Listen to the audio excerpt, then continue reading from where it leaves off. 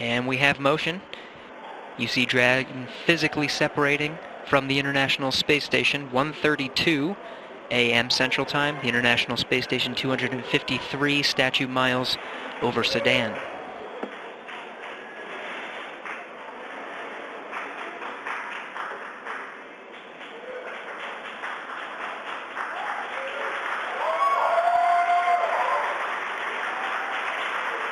Houston, the station is supposed to be on to ISS thrusters enabled.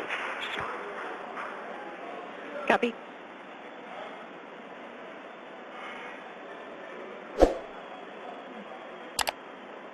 So there you can see on your screen visual confirmation. What a gorgeous shot. Dragon has undocked from the International Space Station, and we are beginning the departure. That's right, and you're going to hear the voice of David St. Jacques again. He's the one inside of the station monitoring Dragon for its departure. It's slowly backing away. Everything's looked good so far with those separation burns. Again, as Gary said, that physical separation, that undocking coming at 11:32 p.m. here Pacific. Station Houston at 2, Dragon departure burn 0, complete. So you heard us mention earlier that we have a series of 4 departure burns, starting with 0, 0, 1, 2, 3. We have confirmation that departure burn 0 has been completed. That's right, and so with that one down, we're going to start seeing Dragon begin flying actually above the International Space Station, and then coming up in just a couple of minutes, departure burn 1, the second departure burn, will be coming. That should be in about 4 or 5 minutes from now. And so we're going to see Dragon just kind of swing its way over top the space station and eventually fly out of both the keep-out sphere and the approach ellipsoid. And so the keep-out sphere is one of my favorite things. It's an imaginary sphere with about a 200-mile radius, so 200-meter radius. That would be a much bigger sphere. A 200-meter radius in all directions. And that just governs, so kind of like the approach ellipsoid, which I explained earlier, before you're in the keep-out sphere, any maneuvers with the spacecraft have to be safe and not get inside within 4 orbits. Dragon is in the corridor, and opening rate is as expected. Copy. And David St. Jacques reporting everything looking good so far. You heard him say the corridors, so they, on their overlays that they have on their laptops on board the station where they're actually monitoring Dragon, they're looking for any perturbations outside of the expected path. If they see anything that doesn't quite look right, again, they're in the loop and they can send commands, but everything going smoothly with Dragon slowly flying away. And this is kind of an animated representation of the kind of stuff that the crew is looking for. They have that corridor, so kind of that triangular shape you can see there, where they're just looking to make sure Dragon's pitch, yaw, approach, speeds, everything like that are inside of parameters as expected.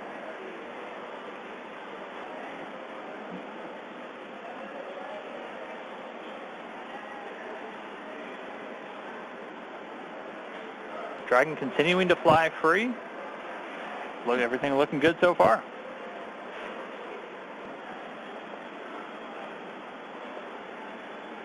So just in case you've just tuned in, we are currently watching Dragon as it departs from the International Space Station.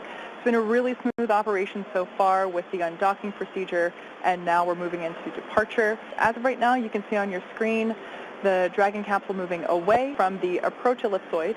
There we can see the nose cone still in its open position, leaving the forward hatch exposed. We will be closing that prior to Dragon's re-entry.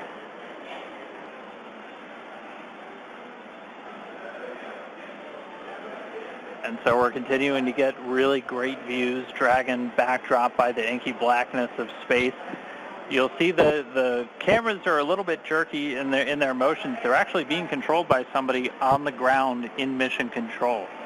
We always like to talk about how in mission control over in Houston, that's where they actually fly the space station. That's where they control everything from the cameras and the communication to even the thermostat on board the space station. If it's too hot for the crew, they talk to the ground, and they're the ones who can turn the AC out. But so it's actually somebody at a console right now who's controlling those cameras, sending commands just to move all the pan, tilt, focus, everything else. They're doing it from a console on Earth while the thing is flying 250 statute miles over the Earth on the other side of the planet. Like Dan mentioned before, we're going really fast right now. We're at about 17,500 miles per hour, so everything is moving very quickly. The need to readjust the cameras very frequently is inherent due to the high velocities that we're dealing with. And so this is a view from that WB-57 airplane. You were looking at Dragon streaking across the sky on its re-entry through the Earth's atmosphere, aiming for a splashdown in just a little while from now. So it's pretty exciting that we get this shot right now, as it is our first view from planet Earth of the Dragon capsule since it lifted off from Cape Canaveral just several days ago.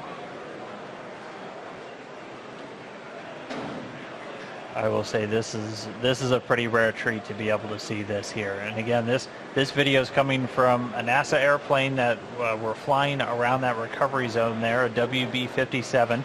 It's commonly used for a lot of atmospheric studies and other science missions, but able to put a tracking camera on it to try and get this re-entry through the Earth's atmosphere today. We're hearing that they should have AOSO acquisition of signal back with the Dragon spacecraft. Right now it's about 46 kilometers in altitude. The Dragon spacecraft continuing to descend. It's now subsonic, so already starting to slow down thanks to the aero braking, basically slamming into that Earth's atmosphere, causes a lot of friction and allows the vehicle to eventually reach its terminal velocity, basically. And then those parachutes are going to kick in.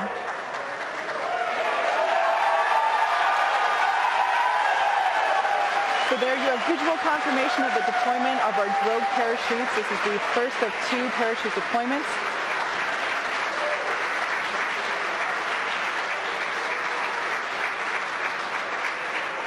So those drogue chutes do the initial slowing, and then they're ultimately going to pull out the 4 main parachutes responsible for really slowing the spacecraft down prior to that splashdown. You can hear cheering here at SpaceX headquarters as the employees that have gathered around our Mission Control Center are sharing the same view as you. What a gorgeous shot of Dragon coming back down.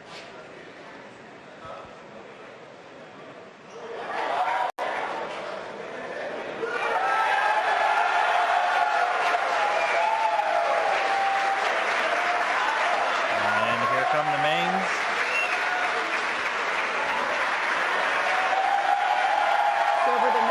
Seconds, we will see those main parachutes exactly like that begin to expand as they capture more air, further decelerating the Dragon vehicle down to the Atlantic Ocean.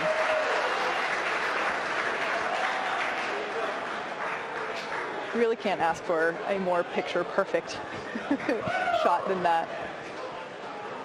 And yes, all 4 chutes now deployed. It's going to continue to descend.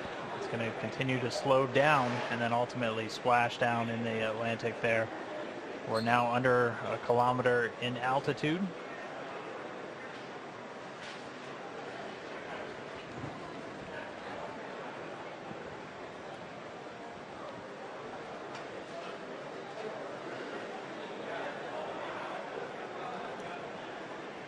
Just about 750 meters to go.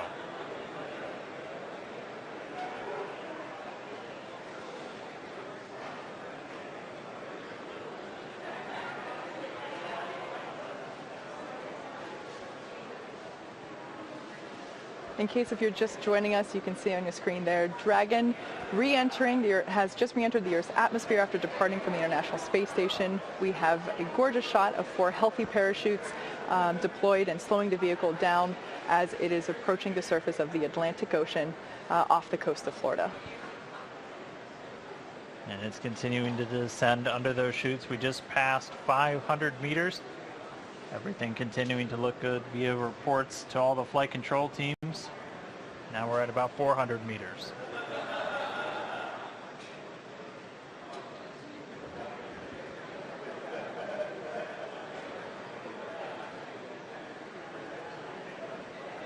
And just passing 300 meters, continuing to descend. We might be right on time. We were planning on splashing down at about 5:45 a.m.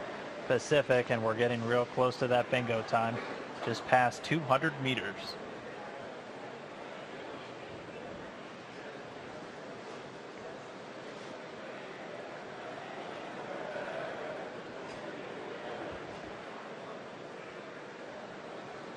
And we have confirmation that Dragon is now under 100 meters, is 100 meters above the surface of the ocean. So next up, standing by for splashdown.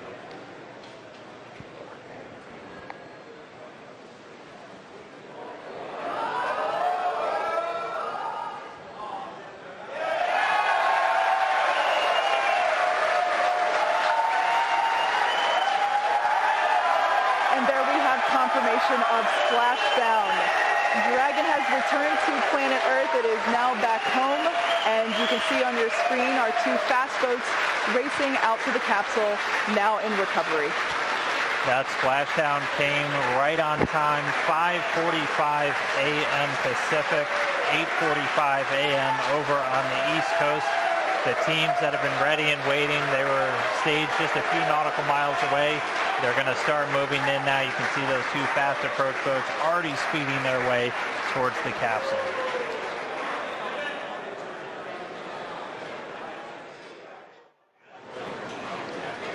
Right now we're just waiting for Dragon to lift up and out of the water and into the nest. And there it goes. So there facing us is what we call the side hatch. And that is where, as Dan just mentioned, the astronauts would, if we had astronauts on board today, where they would be exiting. The top hatch is what we use to connect to the ISS, and that is currently hidden underneath the nose cone. But like we said, astronauts will be coming out of the side hatch. Yeah, and we got a beautiful shot there. Now the hydraulic lift is coming back towards us, and it is preparing to lower the Dragon capsule into its nest.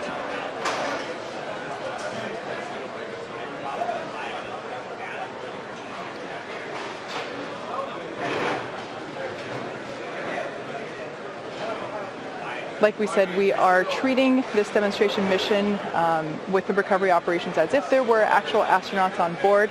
And of course, before we would be able to open the hatch, we would have to make sure that the spacecraft's cabin pressure is equalized with the outside environment before doing so. So once Dragon is seated, and you can hear some cheers behind me as the remaining folks that we have here on the SpaceX team outside of Mission Control are cheering with the placement of Dragon into the nest there, as you can see.